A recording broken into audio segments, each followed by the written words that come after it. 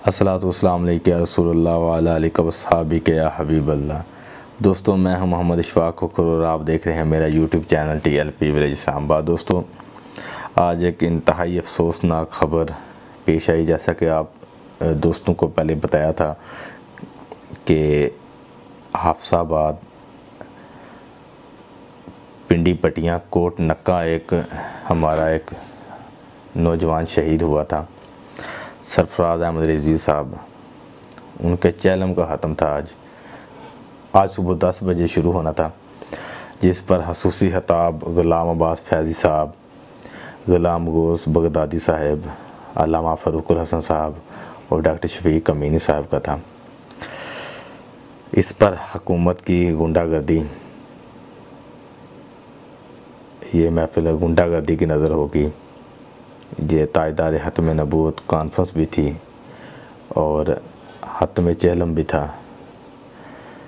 जो कि पुलिस वालों ने हुकूमत की गुंडागर्दी की वजह से मनसूख कर दिया गया है।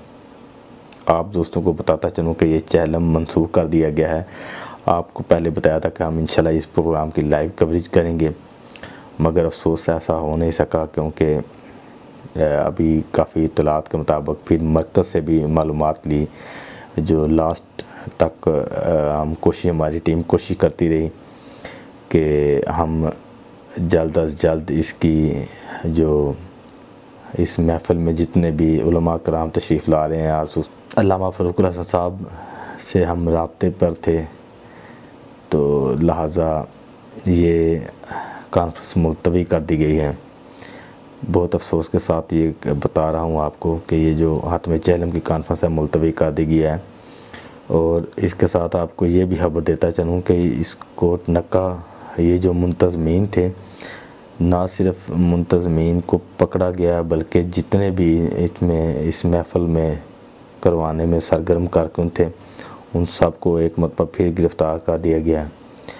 और अभी तक की इत्तलात के मुताबिक उन पर अभी पर्चे फ़िलहाल नहीं कटे, लेकिन उन्हें गिरफ़्तार कर दिया गया। हुकूमत की गुंडागर्दी जारी है और लिहाजा आप सब दोस्तों को आगाह करता चलूँ कि ये ख़त्म चहलम मुलतवी हो चुका है। इस पर लाइव कवरेज नहीं हो सकेगी। तो जो दोस्त हमारे वीडियो देखते हैं, हमारे यूट्यूब चैनल को देखते हैं, उन सब का बहुत शुक्रिया।